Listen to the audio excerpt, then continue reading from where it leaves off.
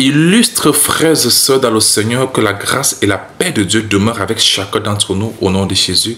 Merci, je me prénomme Venant. Toujours avec 2 mains posées sur le cœur, que j'aimerais effectuer ce partage de la parole de Dieu sur un thème particulièrement intéressant.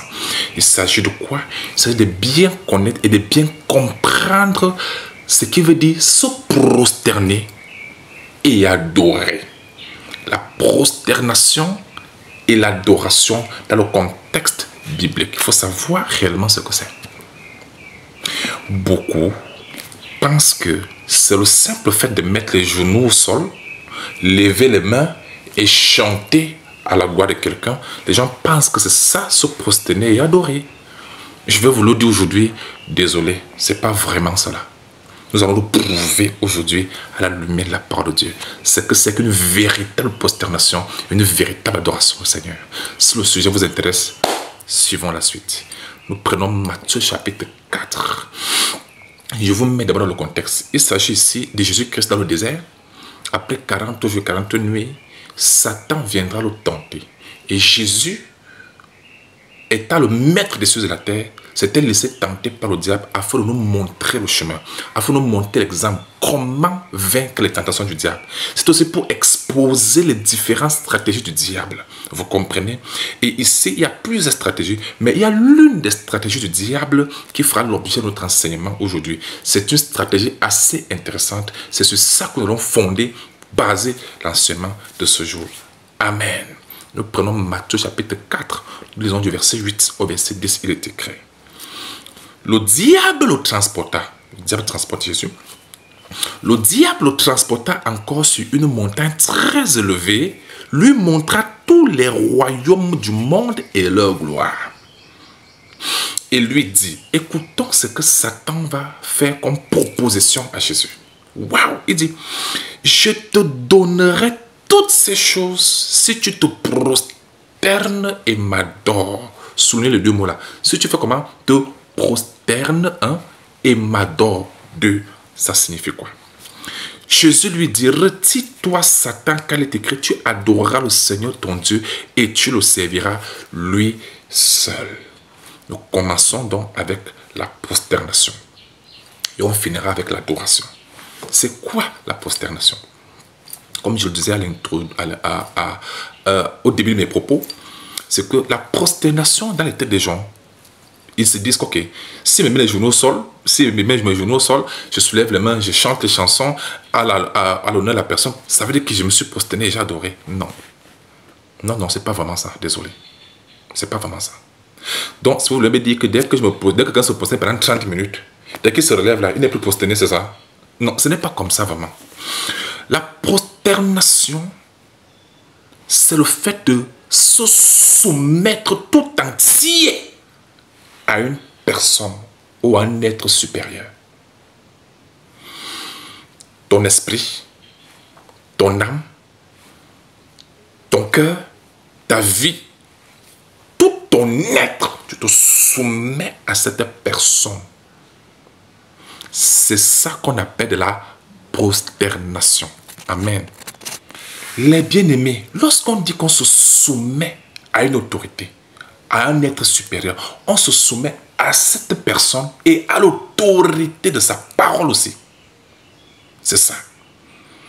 Parce que la prosternation implique le fait de se soumettre tout entier à un être supérieur et à l'autorité de sa parole. C'est ça dans le fait de se prosterner. Ce n'est pas pendant 30 minutes ou 20 minutes, non. Aussi longtemps que tout ton être, ton âme et ton esprit seront soumis à cette personne, il y a l'autorité de cette personne, à l'autorité de sa parole, la parole de cette personne, vous êtes prosterné devant la personne, même si vos genoux ne sont pas au sol. C'est ça. C'est comme craindre une personne et craindre l'autorité de sa parole, craindre sa parole. C'est ça, se prosterner. Je vous prends une anecdote très facile pour que vous puissiez bien comprendre. Voici un professeur qui avait un élève tellement têtu et méprisant. Le professeur a ordonné à cet élève-là de se mettre le genou au sol et de le nourrir. Mets-toi à genoux. Je vais t'apprendre à me respecter, à m'honorer. L'élève a dit que, professeur, je ne vais pas me prosterner devant vous. Je ne vais pas mettre mes genoux au sol. Il a dit, mets-toi, je l'ai refusé. Le professeur a pris le fouet, s'est avancé vers cet élève-là pour le fouetter. C'est là où l'élève s'est mis à genoux. Le professeur a dit, tu as vu comment tu t'es mis à genoux, comment tu m'honores? L'élève a répondu au professeur que, professeur, mes genoux sont au sol, mais mon cœur est toujours debout. Mon esprit est toujours debout. Et je ne me soumets pas à l'autorité de votre parole. Donc, mes genoux sont au sol, mais dans mon cœur est toujours debout, mon esprit est toujours debout. Question, est-ce que cet élève s'est vraiment prosterné devant le patron, devant le professeur? La réponse est le fait d'avoir mis les genoux au sol, ce n'est qu'une mascarade. Donc, ça veut dire qu'avec Dieu, la véritable prosternation que Dieu attend des hommes, ce n'est pas le fait de mettre les genoux au sol pendant 20 minutes, 30 minutes, 1 heure de temps. Non, c'est le fait de soumettre tout ton être au Seigneur et à l'autorité de sa parole. Quiconque méprise ne se soumet pas à l'autorité de la parole de Dieu. Même s'il met les genoux au sol, même s'il se couche au sol, ce n'est que la mascarade. Se soumettre à quelqu'un, se prosterner devant Dieu, c'est véritablement se mettre à ses pieds. Vous ne savez pas que quelqu'un peut venir se soumettre à vos pieds de corps parce qu'il veut les intérêts, parce qu'il veut vos services, parce qu'il veut quelque chose de vous, mais dans son cœur, il ne vous respecte pas. Il ne respecte pas votre parole. D'ailleurs, il s'en fout même pas mal. C'est comme ça que ça se passe dans les religions. La plupart des religieux, vous les voyez à genoux, c'est parce qu'ils veulent que Dieu agisse. Ils veulent quelque chose de Dieu, ils veulent les bénédictions de Dieu. Ils veulent flatter Dieu en mettant à genoux. Mais le cœur est tellement orgueilleux. Le cœur est tellement... Les gens sont tellement une bûche d'eux-mêmes. L'ego est tellement avancé. Et quand ils ne se souviennent même pas de la parole, ils s'en fichent même de la parole de Dieu. Ce n'est pas le problème. Ils vivent selon leurs principes, selon leur philosophie, selon les traditions des hommes, selon leur fabrication humaine. D'ailleurs, ils n'en ont rien à foutre de la parole de Dieu. Ils négligent la parole de Dieu. Ils méprisent la parole de Dieu. Ils ne mettent même pas l'oreille dans ça. Ils n'ont même pas le temps pour ça. Mais ils mettent le genou au sol pour dire, Seigneur, aie pitié de moi. Ça s'appelle de la mascarade, l'hypocrisie. Il faut arrêter avec ça. 1 Samuel 16, le verset 7. L'Éternel ne regarde pas ce que les hommes regardent. L'Éternel ne considère pas ce que les hommes considèrent. Les hommes ne regardent que ce qui frappe les yeux. Or, l'Éternel regarde où? Au cœur. Si ton cœur n'est pas prosterné devant le Seigneur, devant l'autorité de sa parole, couche toi-même. Ça ne sert à rien devant Dieu. Dieu regarde au cœur. À l'état, à la position de ton cœur devant le Seigneur. Ce n'est pas la position de tes genoux, c'est la position de ton cœur. C'est ça qui compte. Tant qu'on reste soumis à Dieu, à l'autorité de sa parole, pendant 1000 ans, on est prosterné devant le Seigneur pendant 1000 ans. Même si les genoux sont pas au sol. Ah oui. Avez-vous bien compris ce qu'on appelle la prosternation devant Dieu? C'est ça que Satan demandait à Jésus. Que Jésus se soumette à lui. Ça, c'est détourner le Seigneur de sa mission. Jésus est venu montrer l'exemple qu'il ne faut pas se soumettre à Satan. Il ne faut pas se soumettre aux exigences du diable. On se soumet à Dieu seul. C'est ce qu'on appelle la prosternation. Ça ne se fait pas pendant 30 minutes. Ça ne se fait pas pendant 1 heure. Ça se fait pendant toute une vie. Est-ce que c'est trop clair? Je vous dis que quelqu'un peut venir se jeter à vos pieds. Il dit, plaît les malheureux que pardon. Alors que dans son cœur n'est même pas, à terre. Son cœur est debout. Vous méprisez même dans son cœur. Vous vous amusez avec les gens. Donc c'est comme ça la prosternation. La véritable prosternation est celle qui est de l'intérieur. Le véritable respect et l'honneur, c'est ce qui est de l'intérieur. Car les apparences sont trompeuses. Amen. L'apparence est trompeuse. Ne vous fiez pas aux attitudes physiques des hommes. Regardez à l'état de leur cœur. C'est très important. Vous allez voir les miracles là-bas. Vous allez voir les voirades. Ah oui. C'est ça la véritable prosternation que Dieu attend de tout homme. Et c'est ça que Satan voulait de Jésus. Que Jésus se soumette à lui. Pas pendant 30 minutes, mais durant tout son séjour sur la terre. C'était ça la proposition du diable. Adoration. Deux choses constituent l'adoration. Quand il y a l'amour et le service. Quand tu dis, oh, j'adore telle chose, telle personne, c'est montrer l'affection, l'amour que tu as pour la chose ou bien pour la personne. Donc l'adoration, vous d'abord dire l'amour, waouh, j'aime tellement le Seigneur de tout mon cœur, de tout mon âme. C'est ça qu'on appelle adorer le Seigneur. C'est-à-dire que tu l'aimes d'abord tout ton cœur, tout ton âme, tout ton esprit. Tu as l'affection pour lui. Amen. C'est ça l'adoration. Premier élément. Deuxième élément, c'est que parce que tu adores Dieu, parce que tu l'aimes de tout ton cœur, tu sers ta vie pour sa gloire. Donc ta vie sert pour la gloire de Dieu. Tu rends service et honneur à celui que tu aimes. Adorer Dieu veut dire aimer Dieu et servir pour l'honneur et la gloire de Dieu. C'est ça l'adoration. On a fait croire aux gens que ce fait seulement de chanter. Mais bien aimé, tu peux chanter avec une jolie voix.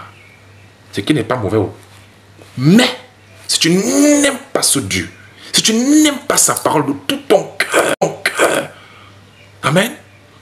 Et si ta vie ne sert pas pour la gloire et l'honneur de Dieu, même si tu chantes avec quelle jolie voix, Dieu n'est pas là-dedans. Dieu ne considère pas ce que les hommes considèrent. D'ailleurs, il a dit dans Isaïe 55, verset 8. Mes pensées ne sont pas vos voix, et mes voix ne sont pas vos voix. Bien aimé, Dieu ne regarde pas ce que les hommes regardent. Amen. Quelqu'un peut venir se mettre à jour devant vous. Il vous chante les meilleures chansons. Ouh, tu es grand. Il vous donne les honneurs. Mais dans son cœur, vous me méprisez. Quand vous lui dites quelque chose, il s'en fiche de votre parole. Quelqu'un qui méprise ta parole, même s'il se jette à genoux à tes pieds, cette personne-là ne te respecte pas. N'est pas prosterné devant toi. Se prosterner et adorer, c'est simplement se soumettre et aimer et servir pour la gloire de cette personne-là. Selon sa parole. C'est ça. Donc quand Satan, on revient dans le contexte, donc quand Satan demandait à Jésus de se prosterner et l'adorer, c'était pendant 30 minutes. C'était pas 20 minutes. Il demandait à Satan de se soumettre à lui et de servir pour la gloire du diable. En fait, il voulait recruter Jésus pour que Jésus se soumette à lui et que Jésus fasse ce que lui, il va demander à Jésus de faire. Voilà pourquoi Jésus, dans la réponse de Jésus reçoit le mot, il est écrit, tu adoreras le Seigneur ton Dieu. Ça veut dire que tu vas l'aimer de tout ton cœur, tout ton âme. C'est ça l'adoration à Dieu. Tu te donnes tout entier à lui. Il dit, et tu le serviras lui seul. D'où vient le mot service? Parce que dans l'adoration, il y a le service. Servir pour la gloire et pour l'honneur de la personne. De tout ton être, toute ton âme, de toute ta vie, tout ton être. C'est ça l'adoration à quelqu'un. C'est ça qui entretient l'hypocrisie dans les religions. Les gens pensent que le fait qu'ils sont seulement chantés, ça veut dire que Dieu honorait. Maman, est-ce que ton cœur est tout entier au Seigneur? Est-ce que tu l'aimes de tout ton cœur? Est-ce que ta vie, ton être sert pour la gloire de Dieu, pour honorer Dieu? Est-ce que ta vie honore le Seigneur? C'est ça la véritable adoration. Amen. Et les chansons, ce sont les dernières choses qui viennent m'accompagner l'adoration. Ce sont les dernières choses. Amen. Notre langage, notre être, notre façon de faire, tout cela doit être pour l'honneur et la gloire de Dieu. La chanson vient m'accompagner. Est-ce que c'est trop clair? Donc, retenez que la proposition que Satan avait faite à Jésus n'était pas une affaire de 30 minutes, le genou au sol, et lever les mains et chanter. Non. Il voulait recruter même Jésus. Que Jésus se soumette à lui et serve, et le serve en fait, et serve ses intérêts, serve les intérêts du diable. Ça veut dire qu'il a voulu détourner Jésus de sa mission, afin que Jésus-Christ ne serve plus le Dieu qu'il a envoyé, qui est l'esprit qui habitait en lui. Or, l'esprit et le corps, ce n'est pas deux personnes, c'est la même personne. Bien, mais il faut savoir une chose, quand Jésus avait dit, le Père qui m'envoie, le Père qui n'est pas là, c'était Dieu, l'esprit qui vivait en lui. Or, l'esprit et le corps, ce n'est pas deux, c'est une personne. Voilà pourquoi Jésus a dit, mon Père et moi, nous sommes un. Parlant de l'esprit et le corps, c'est une personne. Ton esprit et ton corps, c'est une personne, ce n'est pas deux. De même, l'esprit qui habitait Jésus, qui est Dieu lui-même, et le corps, c'est la même personne. Amen. Quand il dit le Père qui m'a envoyé, le corps dit, comme le corps dit, le Père m'a envoyé, donc l'esprit envoie le corps. Tout le monde ici, là, l'esprit pousse à envoyer votre corps à faire les choses. Mais ça veut dire que ça fait deux personnes. C'est toujours vous-même. C'est la même chose avec Jésus. Est-ce que c'est trop clair? C'est juste entre parenthèses. Donc, la demande de Satan à Jésus. Jésus voulait recruter Jésus pour que Jésus se soumette à lui et que Jésus se serve Satan, qu'il fasse ce que Satan veut, qu'il suive ses instructions, qu'il serve pour la gloire de Satan. C'est ça la demande de Satan à Jésus. Par le terme « prosterne-toi et adore-moi ». Soumets-toi à moi et sers pour mon honneur. C'est ça qu'il avait demandé à Jésus. Jésus a refusé cela. Et il a proposé à Jésus quoi? De donner la gloire de ce monde et les richesses de ce monde. Jésus a refusé cela pour nous montrer que, mes bien-aimés, ce n'est pas les richesses de ce monde qu'il faut. C'est la vie éternelle qui compte. En Corinthiens 15, 19, si c'est dans cette vie seulement que nous espérons en Christ, nous sommes les plus malheureux de tous les hommes. Vendre son âme au diable veut dire se soumettre à l'ennemi, se soumettre à tout ce qui n'est pas de Dieu, juste pour avoir les intérêts. C'est comme ça que beaucoup ici ont été appelés par le Seigneur, mais beaucoup de religions les ont détournés. Ils ont été détournés par beaucoup de choses parce qu'ils veulent les intérêts, les choses de la terre. Attention, nous avons été appelés pour servir pour la gloire de Dieu, afin d'hériter le salut et la vie éternelle. Le reste des choses de la terre nous seront données par-dessus. Amen. Montrant ici que l'objectif, ce n'est pas l'argent. L'objectif, ce n'est pas les voitures. Le véritable objectif, c'est le salut et la vie éternelle. C'est la plus grande bénédiction. Satan a proposé à Jésus les simples richesses de la terre. Amen. Alors que Jésus nous montre cela, que c'est la vie éternelle qui compte. Amen. Même cela, tout. Voilà pourquoi Jésus a dit que c'est l'homme de gagner tout le monde entier s'il va perdre son âme. La véritable richesse, pour votre information, la véritable bénédiction, c'est le salut et la vie éternelle. Quiconque n'a pas ça, il est maudit. Même s'il a toutes les richesses de la terre. Est-ce que c'est clair? Donc, vous notez donc la bénédiction de Dieu, c'est la vie éternelle. Et la malédiction de Dieu, c'est d'être privé de cette vie éternelle, qu'importe ce qu'on possède sur la terre. C'est trop clair? Jésus a refusé cette proposition-là. C'était pour nous montrer l'exemple, nous, les serviteurs de Dieu, et à tous les enfants de Dieu à travers le monde entier, que ne vous laissez pas détourner dans ce monde. Satan va vous faire la même proposition. Viens, à condition, je te donne tout, on te loge, on fait tout ma condition, que tu fasses ce qu'on te demande de faire. Ne prêche pas la vérité, tu vas prêcher ce qu'on te demande de faire. Comme tu as venu nous trouver, tu avais compris, non? Toi aussi tu acceptes bêtement, non. Ne vendez pas vos âmes au diable. Vendre l'âme au diable ne veut pas seulement aller dans un secteur, aller donner l'âme là-bas. Non. Tant qu'on se soumet à tout ce qui n'est pas de Dieu et qu'on suit la parole de ces choses-là en dehors de Dieu, nous avons vendu notre âme à la perdition. C'est trop clair? Jésus a refusé cela. Refusez aussi cela. Est-ce que c'est trop clair? Que ça vous bénisse et qu'il vous garde. Notez ici que, mes bien-aimés, que rien ne vous détourne du Seigneur. Amen. Si tu te prosternes et m'adores, non. Tu adoras le Seigneur. Tu te prosternes vers le Seigneur Dieu seul et tu le serviras lui seul. Amen. Très bien.